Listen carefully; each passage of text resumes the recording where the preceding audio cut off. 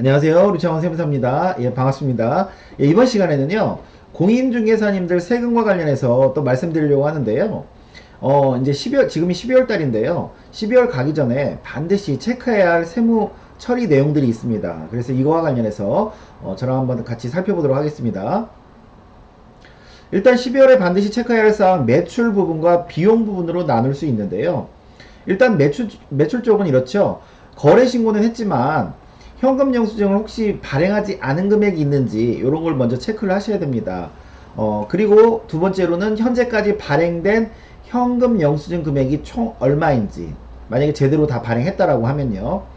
이거는 이제 1월에 있을 부가세 신고 매출과도 관련이 있지만 이제 그 나중에 세무서에서는 우리가 거래 신고한 이런 자료들을 다 나중에 확인을 할 수가 있거든요.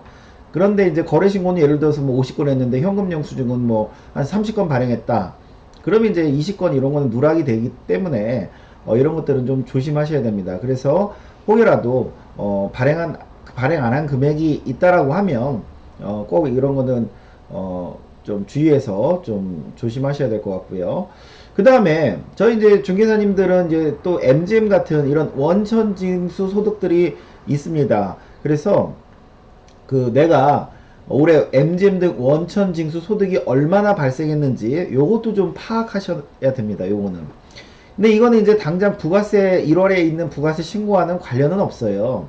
예, 관련은 없지만 그렇지만 현금 영수증 지금까지 총 얼마 발행했는지, 그 다음에 이제 MGM 소득이 얼마 발생했는지, 이 두 가지 합이 내가 내년에 내게 될 소득세와 관련된 매출액이기 때문에 이걸 반드시 파악을 해 놓으셔야 되고요. 그 다음에 우리 중개사님들은 이제 4,800만 원만 굉장히 조심하시잖아요. 그 간이에서 일반으로 넘어가는 금액. 근데 4,800이 넘었다라고 하면요. 이 현금 영수증과 MGM 소득이 7,500이 넘는지 안 넘는지도 굉장히 좀 예의주시하셔야 됩니다. 왜냐면 우리 중개사님 같은 경우는 7,500이 넘으면요. 복식장부 대상자가 되거든요. 내년부터. 그러면 복식장부 대상자가 뭐냐? 이거는 재무제표를 만들어야 할 대상자예요. 의무적으로. 은행에 우리가 이제 대출 같은 거 받기 위해서 뭐 재무상태표니 손익계산서니 이런 걸 제출하는데 이런 그 재무제표와 관련해서 이걸 의무적으로 만들으셔야 됩니다. 의무적으로. 그래서 그 매출액이 7,500 근방에 있는 분들이라면 좀 조심하셔야겠죠. 예.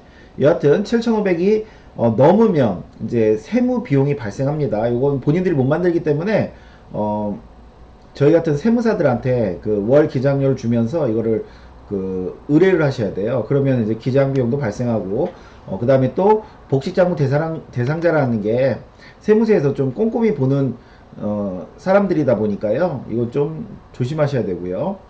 그 다음에 이제 비용과 관련해서 일단은 굵직굵직한 비용들을 좀 먼저 파악을 해 놓으셔야 되겠죠. 뭐 임대료, 뭐 전세인 경우는 어쩔 수 없지만 월세인 경우는 임대료, 그 다음에 내가 연간 카드 쓰는 금액이 어느 정도인지 이런 것들은 일단은 좀 파악을 해 놓으셔야 되고요. 그 다음에 이제 비용과 관련해서 중요한 내용 있죠. 내가 소속공인이나 실장 아니면 기타 다른 사람들에게 지출한 금액들이 있다.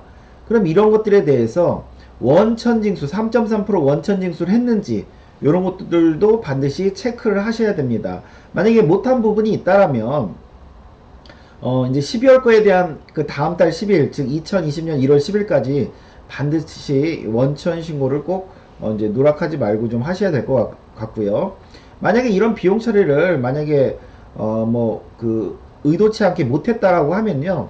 문제는 다 중개사님 소득으로 잡히는 거예요. 이 비용 처리 못한 부분이.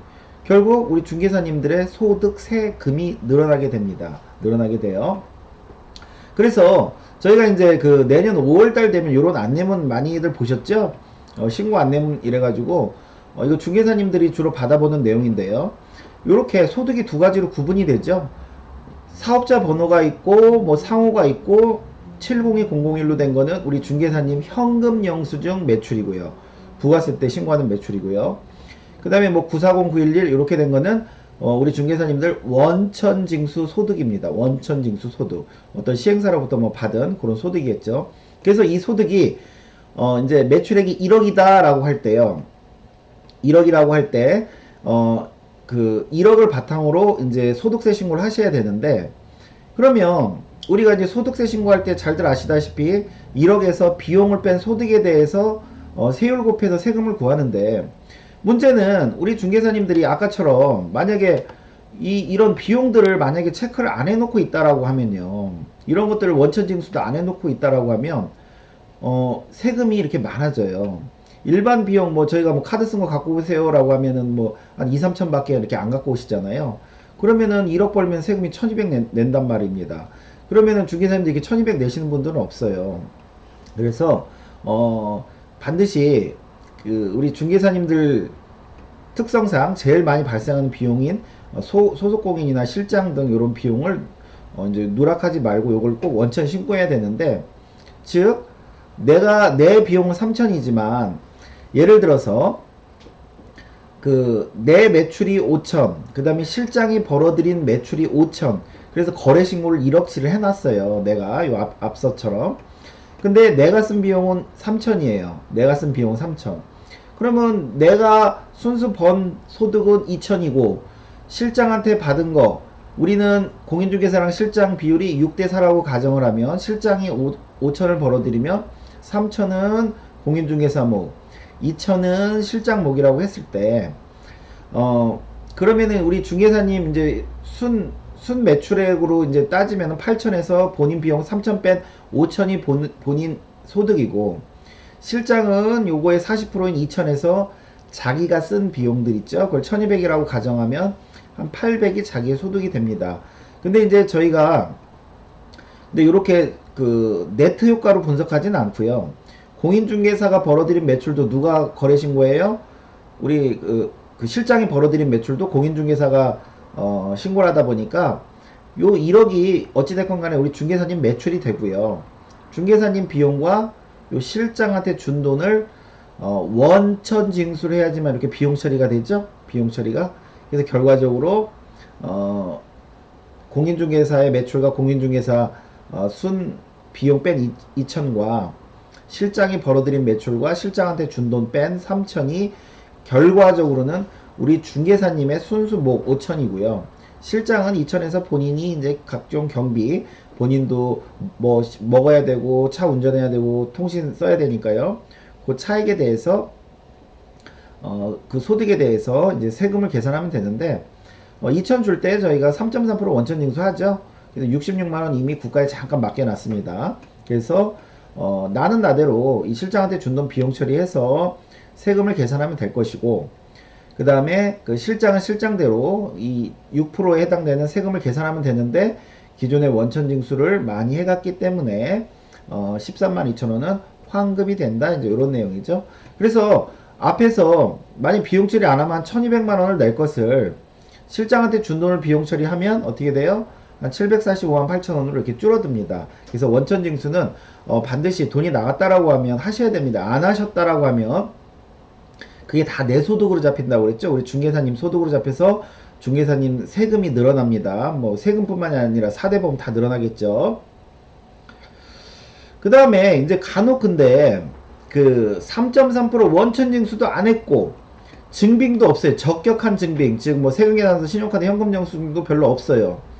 그런데 간혹 가다가 이제 그 세무사무소에서 그 세금 얼마에 이제 이렇게 맞춰주는 경우들이 있어요. 본인 우리 중개사님들이 요청을 해서 맞춰주기도 하죠. 우리 중개사님들 그러시잖아요. 아니 이런 거 하나도 원천징수 안 해도 내가 거래하는 세무사는, 아니 뭐 내가 거래하는 사무장은 세금 그냥 맨날 적게 잘 맞춰줘. 비용 안 갖다 줘도 잘 맞춰줘.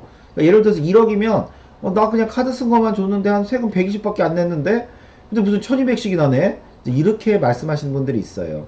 원천징수 하나도 안 했는데. 그러면 그쪽에서는 이걸 어떻게 해서 120의 세금을 맞춰줬을까요? 어떻게? 딴 거 없습니다. 그냥 숫자, 가공경비, 그냥 숫자 있죠? 숫자로 이 5300 그냥 여기다 넣은 거예요. 예. 소득세 신고할 때 그냥 숫자로 된 경비만 넣은 거예요. 실제 존재하지 않는 경비를. 그렇게 해서 120에 맞춰주는 겁니다.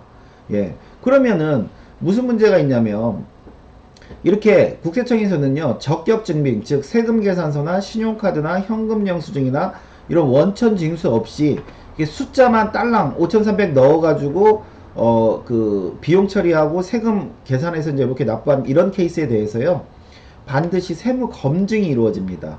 세무 검증이 이루어지고 결과적으로 이게 없는 비용이라고 했을 경우는 어떻게 돼요? 다 공인중개사님이 그 세금 다 내시는 거예요. 가산세까지. 나 그 사무장이 그 세무사가 그렇게 했는데 그거는 둘 간에 알아서 해결하실 문제고, 일단은 세금 자체는 공인중개사님이 다 짊어지셔야 됩니다. 예. 그래서요, 전에 몇 년 전에 이런 일이 있었죠. 제목 보시면 뭐 세무사만 믿었는데 프리랜서 3,800명 세금 폭탄. 이게 보시면 뭐 보험 설계사 노모 씨가 그 신고한 거 허위로 신고됐다는 이유로 가산세 등 세금 한 1억 1,400 두드려 맞았고요. 자동차 딜러도 마찬가지로 뭐 1억 5천 두드려 맞았고요.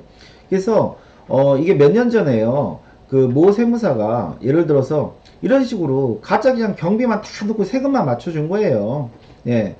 그러다가 그분들은 다 좋았죠. 왜냐하면 세금 적게 내고 뭐 화환급도 받고 막 좋았는데 나중에 이렇게 본인들한테 1억 4천 뭐 1억 5천 이런 식으로 다시 돌아왔습니다. 그래서 그때 뭐 자살하신 분들도 있고 뭐 굉장히 사회적인 문제가 됐었습니다.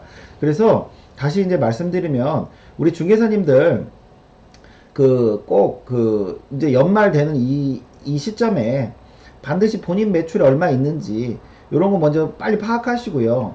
내가 지출은 했지만 비용 처리 못하는 것들이 있단 말이죠. 특히 나 그 소속공이나 실장들한테 주로 큰 돈들이 많이 나갔는데 아유 비용 처리 하나도 안 했는데 이런 것들은 꼭 그 1월 10일까지 누락하지 마시고 이 원천 신고 같은 걸 꼭 해 놓으셔야지만 비용 처리가 된다. 그래서 그로 인해서 소득 세금도 내년에 적게 낼 수 있다. 그 꼭 그런 그 세무사들이 알아서 그냥 비용 처리 해주는 거 믿지 마시고, 왜냐면 이거 다 가짜로 그냥 숫자만 넣으니까요. 이런 거 조심하셔야 됩니다. 예, 오늘 수업은 여기까지 하겠습니다. 감사합니다.